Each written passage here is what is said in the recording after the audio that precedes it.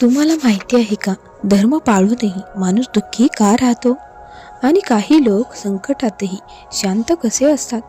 आजच्या ह्या अध्यायात श्री नारायण स्वतः सांगतात, जीवन जगण्याचा खरा मार्ग कोणता आहे. शेवटपर्यंत ऐका, कारण शेवटचा संदेश तुमचे विचार बदलू शकतात. तर पाहूयात आपण श्रीपाद श्री वल्लभ चरित्रामृत या दिव्य ग्रंथातील अध्याय 16वा. अध्याय 16वा आहे श्रीमन नारायण वृत्तांत. शुभमस्तु, निर्विघ्नमस्तु. श्रीपादांच्या दिव्य चरित्राचे मनन करीत आणि मनातल्या मनात श्रीपादांचे नामस्मरण करीत मी मार्गक्रमण करीत होतो. सध्या श्रीपादांचे वास्तव्य असलेल्या कुरवपूरला पोहोचत असल्याचा आनंद माझ्या मनात भरला होता. मी असा चालत असतानाच मला एक नारळाची बाग दिसली. बागेचा मालक बाजल्यावर बसला होता. मला हाक मारून त्याने म्हटले, स्वामी, थोडा वेळ आराम बसून शहाळ्याचे पाणी पिऊन विश्रांती घेऊन पुढे जावे अशी विनंती मी तुम्हाला करतो. असे या बाजूने या. चालून थकलेले असल्यामुळे मी त्यांचे म्हणणे मान्य केले आणि त्यांनी दिलेल्या शहाळ्याचे अतिशय गोड पाणी पिऊन घेतले. मी श्रीपादांच्या दर्शनासाठी निघालो आहे हे ऐकून त्यांना फार आनंद झाला. त्याने माझ्याशी गप्पा मारायला सुरुवात केली. तो म्हणाला, बंधू, माझे नाव श्रीमन नारायण. माझ्या घराण्याचे नाव मल्हादी आहे. पूर्वी आम्ही मल्हाद्रीपूरमध्ये राहत होतो. कालांतराने लोक त्याला मल्हादीपूर म्हणू लागले. हेच मल्हाद्रीपूर बापना वदाने यांचे मूळ गाव आहे. म्हणूनच त्यांचे घराणे सुद्धा मल्हादी म्हणूनच ओळखले जाते.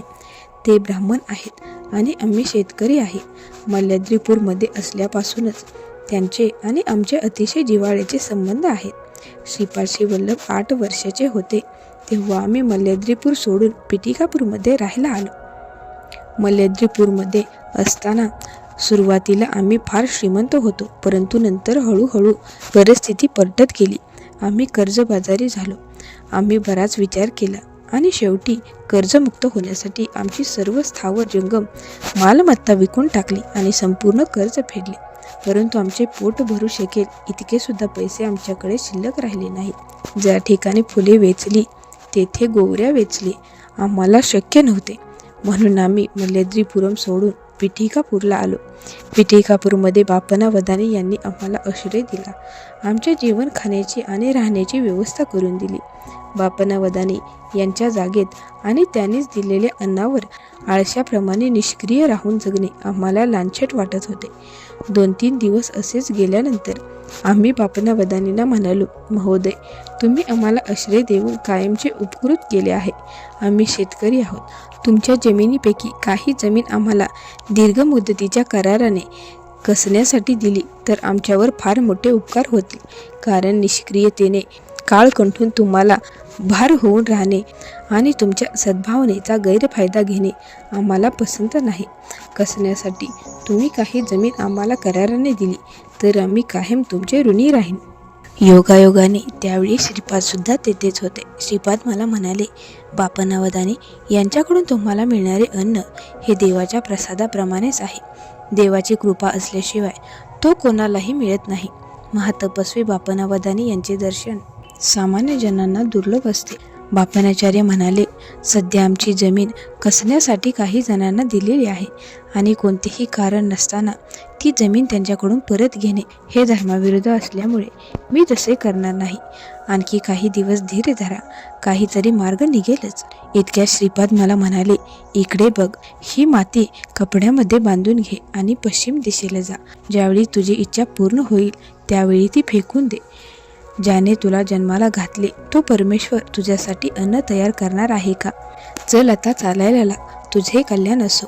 मी ती माती एका फडक्यामध्ये बांधून घेतली आणि त्यानंतर आम्ही सर्वांनी बापना वदाने यांच्या घरी शेवटचे जेवण घेतले आणि सर्वजण पश्चिम दिशेकडे चालू लागलो. श्रीपादांच्या आशीर्वादाने आम्हाला आमची वाटचाल चालू असताना खाणेपिणे आणि निवाऱ्याची कोणतीही अडचण आली नाही. पश्चिमेकडे चालता चालता आम्ही आंध्र प्रदेशाची हद्द ओलांडून कर्नाटकात आलो. आम्ही असे चालत असताना आम्हाला एक लहानसे घर दिसले. आम्हाला तहान लागली होती. पाणी पिऊन थोडी विश्रांती घ्यावी आणि नंतर पुढील वाटचाल सुरू करावी या विचाराने आम्ही तिकडे गेलो. तेथे फक्त एक वृद्ध दाम्पत्य राहत होते. आम्ही तेथे काही वेळ बसलो आणि बोलणे सुरू झाले. बोलता बोलता त्यांनी त्यांची सर्व माहिती सांगितली. त्यांचा एकुलता एक मुलगा सर्पदंशाने मरण पावला होता. त्यानंतर थोड्या दिवसात सूनसुद्धा कृष्णा नदीत स्नान करताना बुडून मरण पावली होती. आता ते दोघे तेथे राहत होते. त्यांची देखभाल करण्यासाठी सुद्धा कोणी नव्हते.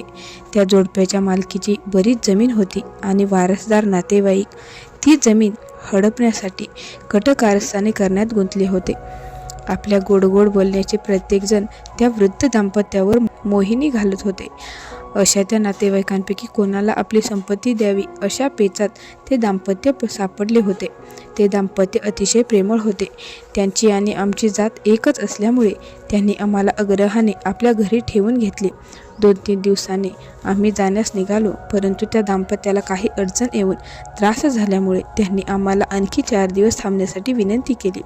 त्यानंतर सुद्धा बऱ्याच वेळा आम्ही निघणार असल्याच्या वेळी त्या दाम्पत्यांपैकी कधी पती तर कधी पत्नी आजारी पडली. म्हणून अशाच प्रकारच्या त्रासदायक अडचणींमुळे आमचे प्रयाण लांबणीवर पडत गेले.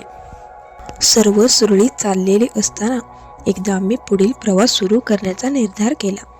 आम्ही दुसऱ्या दिवशी सकाळी निघणार होतो, परंतु त्याआधीच संध्याकाळपासून वृद्धेला उलट्या जुलाब व्हायला सुरुवात झाली.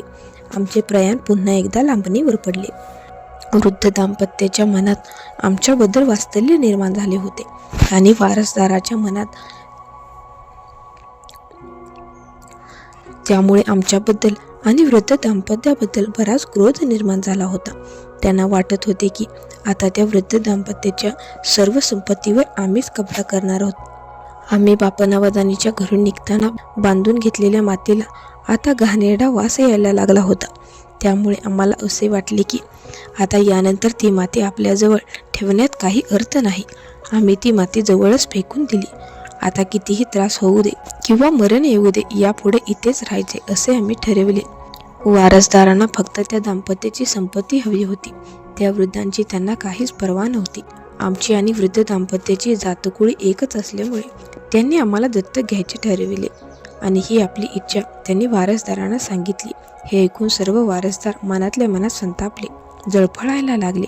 त्यांनी एकमेकांशी सल्लामसलत करून असा निर्णय घेतला की काहीतरी दोष लावून आम्हाला हकलून द्यायचे आणि त्यानंतर संपत्तीचे समान वाटप करून घ्यायचे. त्यांनी त्यांच्या अतिशय परिचयाच्या एका ज्योतिषाला सांगितले की हे नवीन आलेले लोक दुर्दैवी असून त्यामुळे त्या वृद्ध दाम्पत्यावर वेगवेगळ्या आपत्ती येत आहेत.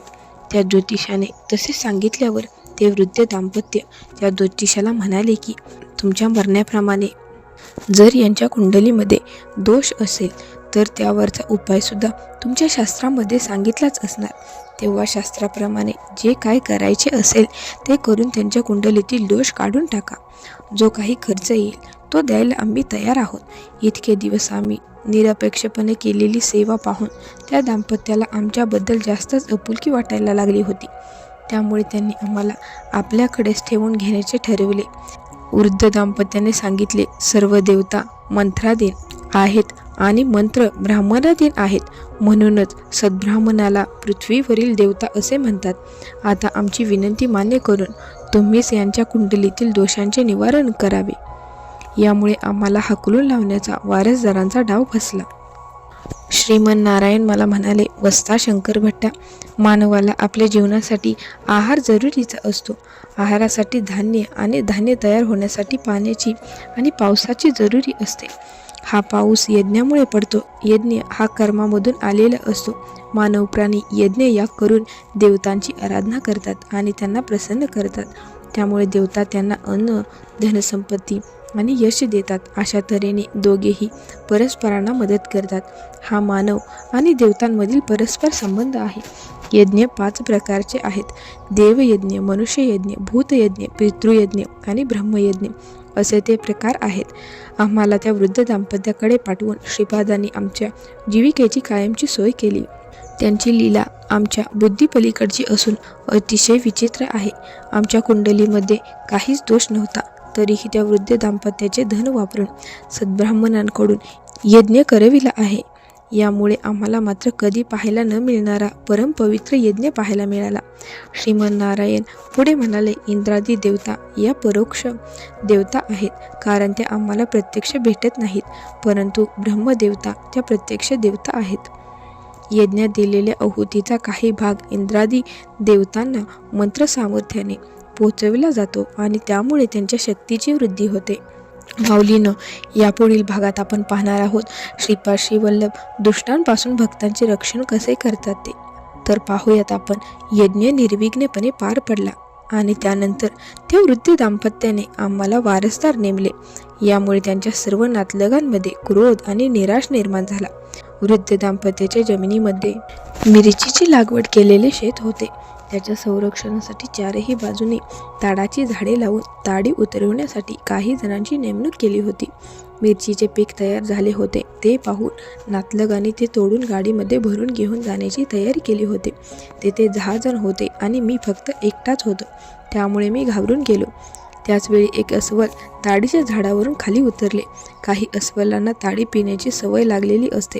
ते धिप्पाड अस्वल पाहून मी भयंकर घाबरलो होतो. अस्वल माणसाला सहजपणे मारू शकते किंवा मांसाचे लचके तोडू शकतो. त्यांच्या नखामध्ये विषारी पदार्थ असू शकतात आणि नखाच्या जखमांमुळे रक्तात विष भिनू शकते. झाडावरून उतरलेले अस्वल सरळ बैलगाडीमध्ये गेले. बैलगाडी घेऊन जाण्याच्या तयारीत असलेले सर्व नातेवाईक भयभीत होऊन पळून गेले. आता तिथे मी एकटाच होतो. मला आणखी जास्त भीती वाटू लागली. मी श्रीपादांचे नामस्मरण करायला सुरुवात केली. आश्चर्याची गोष्ट म्हणजे ते अस्वल आता शांतपणे गाडीजवळ उभे राहिले. दिगंबरा दिगंबरा श्रीपाद वल्लभ दिगंबरा असा जप मी मोठ्याने करू लागलो. आश्चर्याची गोष्ट म्हणजे मी केलेला जप ऐकून ते अस्वल टाळ्या वाजवू लागले. ते पाहून मला धीर आला आणि मी हळूच जाऊन गाडीवर चढलो. ते अस्वल अगदी शांत असलेले पाहून मी हळूच बैलाचा कासरा ओढला आणि बैल चालायला लागला. अस्वलसुद्धा गाडी बरोबरच चालायला लागले. बैलगाडीचा आणि माझ्या नामस्मरणाचा आवाज ऐकून वृद्ध दाम्पत्य बाहेर आले. आजूबाजूच्या शेतात काम करणे सुद्धा आपल्या हातातले काम बाजूला ठेवून टाळ्या वाजवणाऱ्या अस्वलाला पाहण्यासाठी जमा झालं. आम्ही सर्वांनी थोडा वेळ श्रीपादांचे नामस्मरण केले. वृद्ध दाम्पत्याने केलेल्या स्वयंपाकाचा नैवेद्य श्रीपादांना दाखवून सर्वांनी ते अन्न प्रसाद म्हणून भक्षण केले. आश्चर्य म्हणजे त्या अस्वलाने सुद्धा तो प्रसाद भक्षण केला. त्यानंतर ती संपूर्ण रात्र आम्ही नामस्मरण करण्यात घालवली आणि ते अस्वल त्यावेळी आनंदाने टाळ्या वाजवित होते. आमच्यापैकी सर्वांबरोबर ते अतिशय प्रेमाने वागत होते, पण कोणी आम्हाला त्रास देईल असे त्याला वाटले तर त्याच्या अंगावर धावून जात असे. जणू काही ते सुद्धा आमच्या कुटुंबाचे सदस्य झाले होते. ते आमच्याबरोबरच आल्यापासून आम्हाला होणारा चोराचिलट्यांचा त्रास नाहीसा झाला. आमच्या जमिनीचे आणि पिकांचे संरक्षण करण्याची आमची काळजी नष्ट झाली होती.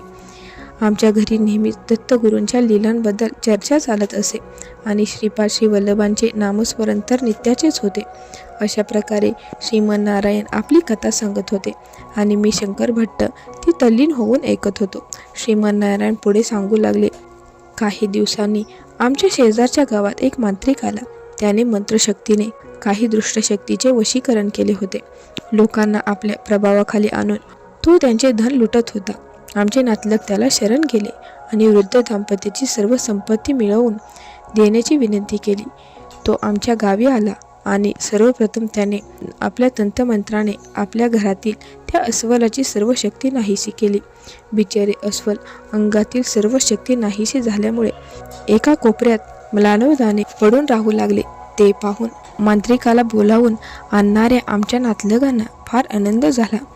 आता आपल्याला सर्व संपत्ती मिळणार अशी आशा त्यांना वाटायला लागली होती. माऊलीनो, हे वाक्य लक्षात ठेवा, कारण यावर तुमचे कर्म आणि नशीब ठरते. पाहूयात आपण श्रीपादांकडून भक्ताचे रक्षण. प्रत्येक घटनेला, प्रत्येक कृतीला कार्यकारणभाव हा असतोच, पण श्रीपादांच्या कृतीचा कार्यकारणभाव समजणे कठीण असते. अतिवृष्टी करून जेव्हा इंद्राने गोकुळामध्ये हाहाकार माजवला, तेव्हा श्रीकृष्णाने गोवर्धन उचलून गोकुलाचे, गायी बैलांचे आणि प्रजेचे रक्षण केले. त्याचप्रमाणे मांत्रिकाच्या शक्तीच्या त्रासातून आपल्या भक्तांची सुटका केली. ते अस्वल सुद्धा श्रीपादांची भक्ती करीत होते. आमच्याबरोबरच नामस्मरणात तल्लीन होत होते. त्याच्या पूर्वजन्मातील पुण्याचा काही अंश शिल्लक होता. त्यामुळेच त्याला श्रीपादांच्या भक्तीची ओढ लागली होती. दुःखी जीवांची हाक श्रीपाद नेहमीच ऐकतात. प्रत्येकाच्या कर्मानुसार त्याला फळ मिळत असले तरी ज्याच्यावर श्रीपादांची कृपा असते त्यांच्या पापकर्माच्या फळाची तीव्रता कमी करून सत्कर्माची फळे ते वाढवून देतात. ज्यांनी ही कथा सांगितली ते श्रीमन नारायण. त्यांच्या घरी दत्तकथा पारायण कसे झाले पाहूयात आपण. श्रीपाद श्री वल्लभांचे नामसंकीर्तन आणि दत्तकथेचे पारायण आमच्या घरी रोजच होत असे. त्यामध्ये भाग घेणाऱ्या भक्तांमधील बहुतेक सर्वांची श्रीपादांवर अचल भक्ती होती. काही जण भक्तीबद्दल निर्विकार होते, परंतु थोडे असेही होते की ज्यांना पुष्कळ शंका होत्या. असे सांगून श्रीमन नारायण मला म्हणाले, आता तुला सांगणार असलेल्या घटनेनंतर तेथे असलेल्यांच्या मनात श्रीपादांबद्दल आलेल्या सर्व शंका नाहीशा झाल्या. रोजच्या प्रमाणेच त्या दिवशी सुद्धा आमच्या घरी नामसंकीर्तन चालू होते. बिचारे अस्वल एका कोपऱ्यात निश्चेष्टपणे पडून सर्व पाहत होते. सर्व शक्ती नाहीशी झाल्यामुळे त्याची परिस्थिती अतिशय दयनीय झाली होती. भक्तजन उत्साहाने नामसंकीर्तन करीत होते. त्याचबरोबर अस्वलामध्ये शक्ती येऊ लागली. थोड्या वेळाने ते उठून बसले आणि त्यानंतर उभे राहून नामसंकीर्तनाच्या तालावर नाचायला लागले. श्री गुरु दत्तात्रेयाच्या कृपेने त्या अस्वलामध्ये शक्ती संचार होऊन ते पूर्ववत वेदनाहीन झाले होते. इतर कोणत्याही शक्तीपेक्षा दत्तगुरूंची योगशक्ती अनंतपटीने मोठी आहे.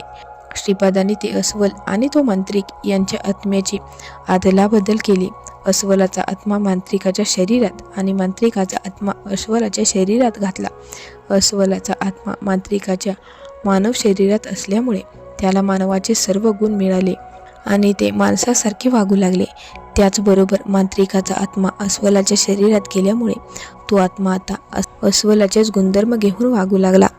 मांत्रिक क्रूर असल्यामुळे तो अस्वलाच्या शरीरात सुद्धा क्रूरपणे वागू लागला आणि अस्वलाचा आत्मा हा शांत आणि भक्तिमय असल्यामुळे मानव शरीरातील अस्वल शांतपणे आणि भक्तिपूर्वक वागू लागले. अस्वलाच्या शरीरातील मांत्रिकाला मांत्रिकाच्या सहकार्याने दोरीने घट्ट बांधले आणि त्याला जंगलात सोडून देण्यासाठी निघून गेले.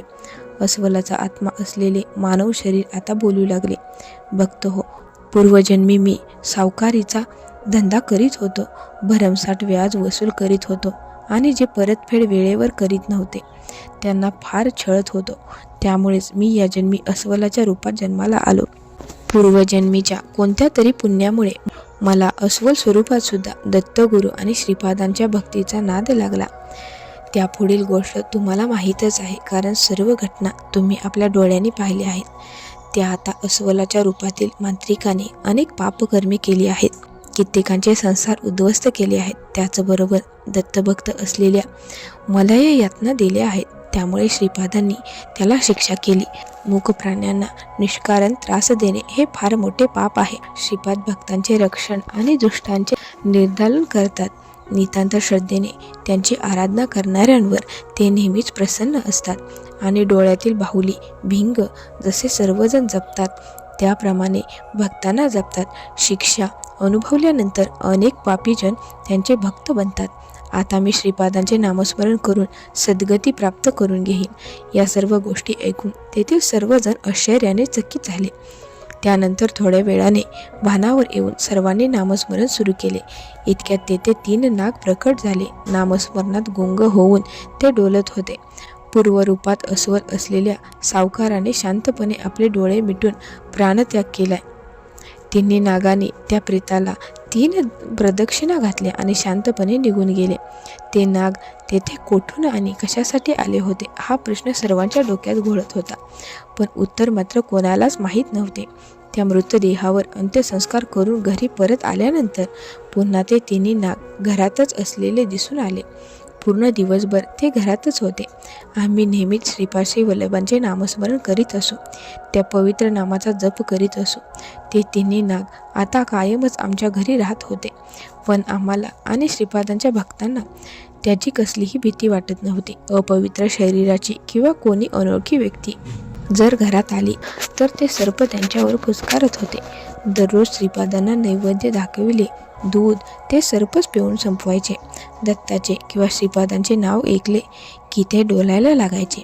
आम्ही रडत असलेल्या वृद्ध दाम्पतीच्या घराचा काही भाग नातलगाने जबरदस्तीने ताब्यात घेतला होता. गावातील पंचांनी त्याला विवादित भाग ठरवले होते आणि नातलगांच्या ताब्यातच ठेवले होते. त्या ठिकाणी त्यांना स्वयंपाक करण्याची परवानगी पंचांनी दिली होती. त्यामुळे अंतिम निकाल लागेपर्यंत ती जागा त्यांना वापरायला मिळाली होती. नातेवाईकांनी पंचांना लाच देऊन आपले मिंदे करून ठेवले असल्यामुळे पंचलोक वेगवेगळी कारणे सांगून अंतिम निकाल नेहमी लांबणीवर टाकत असत. या स्वयंपाक करण्याच्या खोल्यांच्या बाहेरच्या बाजूला अगदी 15-20 फुटावरच एक वारूळ होते. घरात राहणारे आणि आजूबाजूला राहणारे सर्व ग्रामस्थ प्रत्येक वर्षी नागपंचमीच्या दिवशी येऊन नागांना दूध अर्पण करीत असत.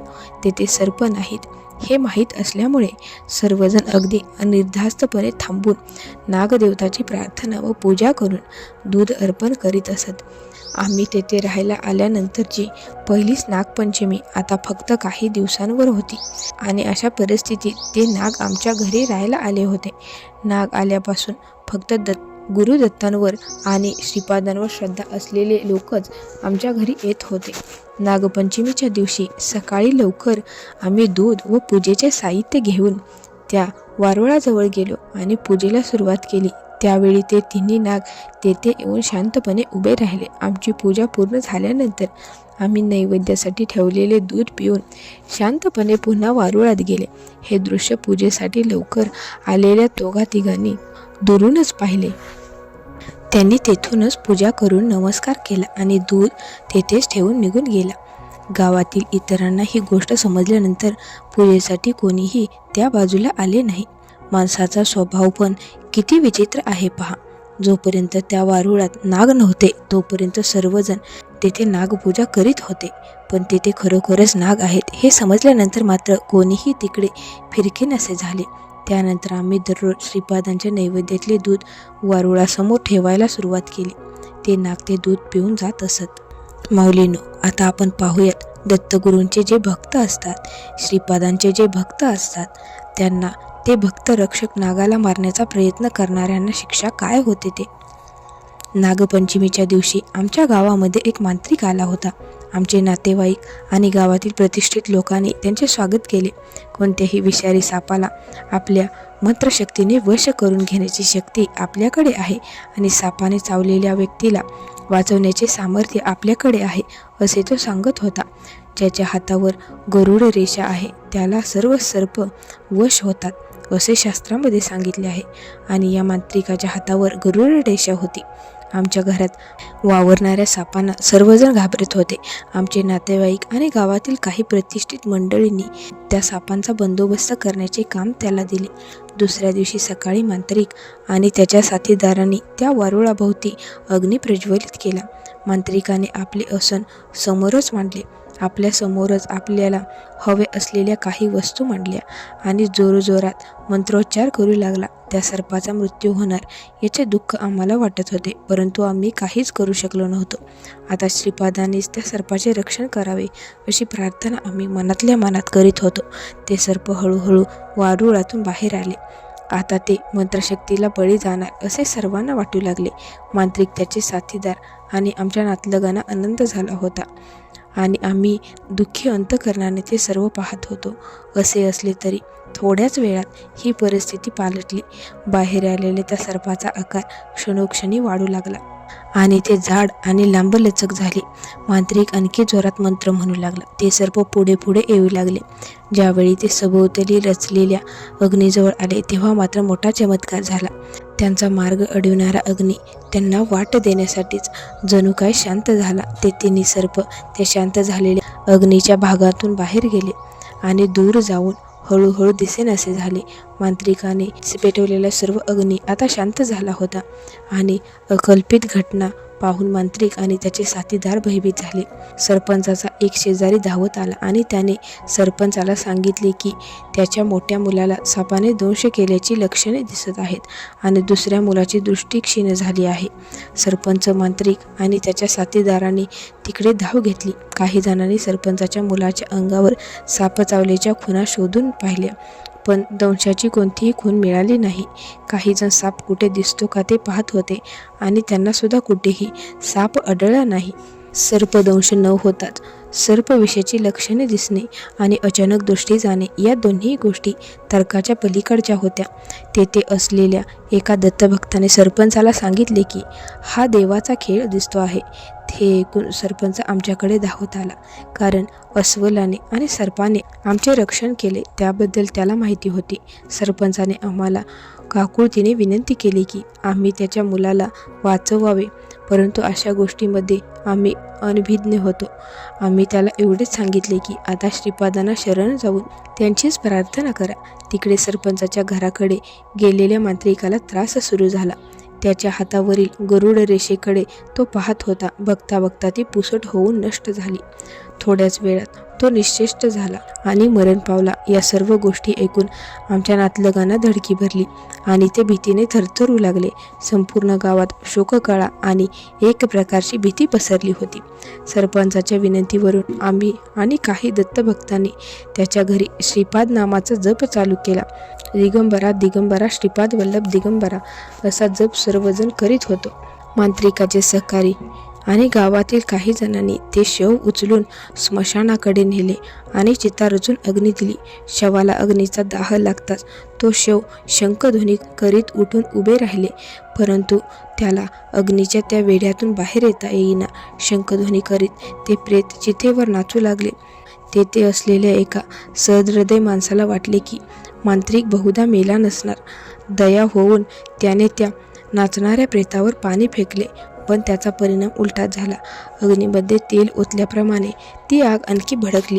तेथील इतरांनी त्या माणसाला समजावले की बहुधा त्या मांत्रिकाचे पिशाच्य होणार आहे आणि तसे होणार असेल तर त्याचे प्रेत पूर्णपणे जळले पाहिजे. प्रेत जळले तर त्याचा आत्मा इतरांना त्रास देईल हे खरे आहे, परंतु जर ते शरीर न जळता तो मांत्रिक सशरीर पिशाच झाला तर ते कितीतरी पटीने शक्तिशाली होऊन इतरांना अतोनात त्रास देईल. हे ऐकून तो सहृदय गृहस्थ शांत बसला. मांत्रिकाच्या प्रेतावरील सर्व वस्त्रे आता जळून खाक झाली होती. अचानक त्याने चितेवरून खाली उडी घेतली आणि सरपंचाच्या घराकडे धाव घेतली. जीवात्म्यासह असलेले ते प्रेत असंख्य वेदनांमुळे ओरडत होते आणि शंखनाद करीत होते. आश्चर्य म्हणजे त्याच्या शरीरावरील त्वचेचा आणि केसाला सुद्धा अग्नीमुळे काहीच इजा झाली नव्हती. नग्न अवस्थेतील ते प्रेत सरपंचाच्या घरासमोर येऊन वेदनेमुळे तडफडत नाचत होते. सरपंचाच्या घरामध्ये आम्ही श्रीपाद वल्लभांच्या दिव्य नामाचे संकीर्तन करत होतो. त्या जपामुळे आजूबाजूचा सर्व परिसर पवित्र झाला होता. तो मांत्रिक श्रीपादांची टिंगल करीत असे. श्रीपादच दत्त आहे काय?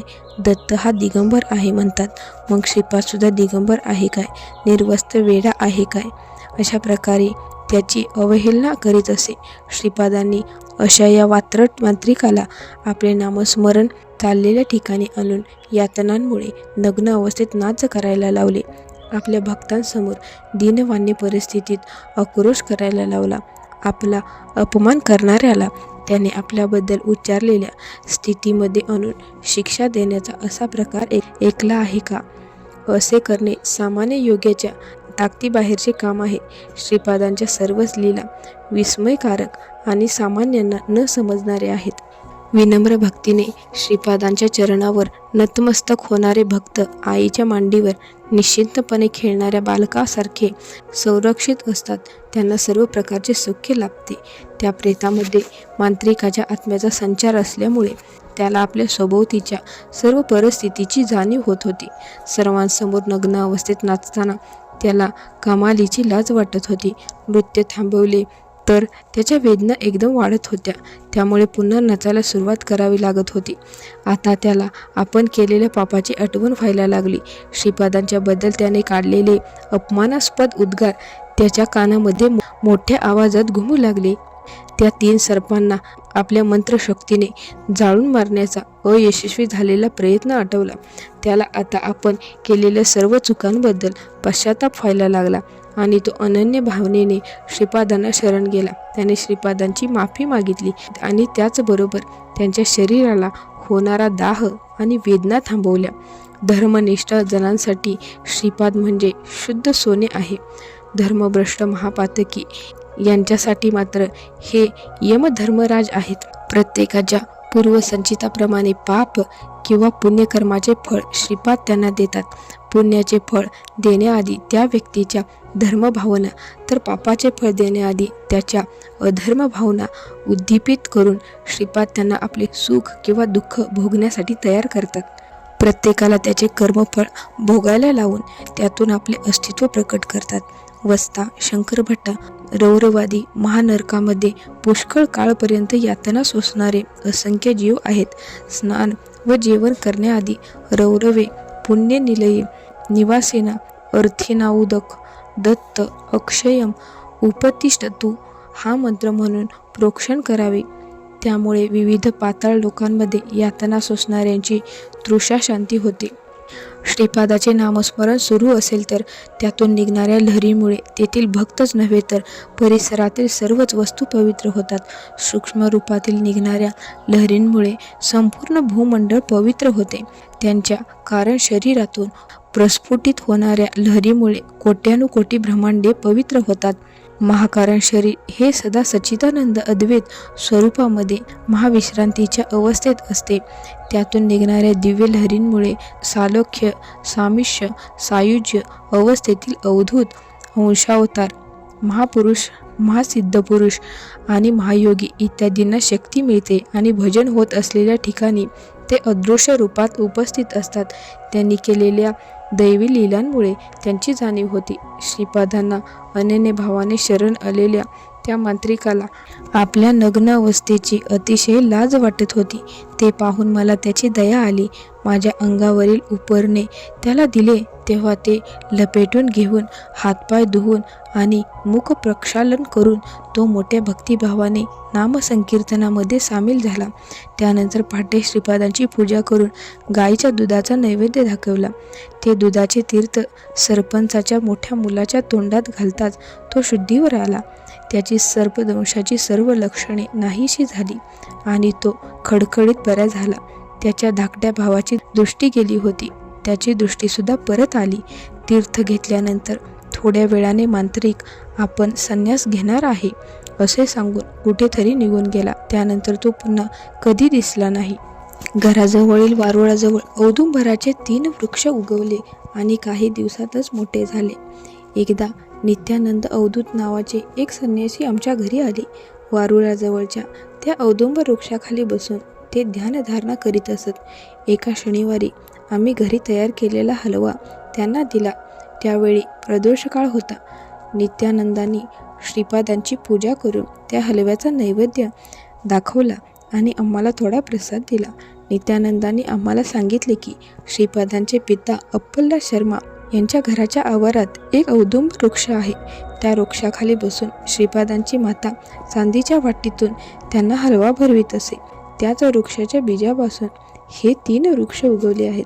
हे 3 वृक्ष प्रत्येकी श्रीपाद श्री वल्लभ नरसिंह सरस्वती आणि स्वामी समर्थ यांचे संकेत आहेत. श्रीपादांचे पिता अप्पलदास शर्मा यांच्या घराच्या आवारात असलेल्या त्या वृक्षांच्या आणखी एका बीजापासून श्रीपादांचे पीठिकापुरातील जन्मस्थान म्हणजेच बापना वदानेंच्या घराजवळ आणखी एक वृक्ष उगवला आहे. त्या वृक्षाजवळच श्रीपादांच्या दिव्य मूर्तीची प्रतिष्ठापना केली आहे. श्रीपादांच्या त्या मूर्तीला शनी प्रदोषाच्या काळात हलव्याचा नैवेद्य दाखवणाऱ्याला श्रीपादांचा अनुग्रह प्राप्त होऊन त्यांचा जन्म सार्थक होईल. दत्तानंदांनी सांगितलेली ही चमत्कारिक आणि उद्बोधक कथा ऐकून श्रीपादांवरील माझी भक्ती आणखी दृढ झाली. दुसऱ्या दिवशी सकाळी मी कुरुगड्डेला कुरवपूरला जाण्यासाठी प्रस्थान केले. माऊलीनो, श्रीमन्नारायण सांगतात, जो माणूस कर्तव्य करतो पण अहंकार सोडत नाही त्याला शांती मिळत नाही. पण जो कर्तव्य करताना ईश्वरावर विश्वास ठेवतो त्याचं जीवन आपोआप सुंदर होतं. हा संदेश जर मनाला भिडला असेल तर व्हिडिओला लाईक नक्की करा आणि चॅनलवर नवीन असाल तर चॅनल सबस्क्राईब नक्की करा आणि जाता जाता कमेंटमध्ये श्रीपाद श्री वल्लभ दिगंबरा नक्की लिहा.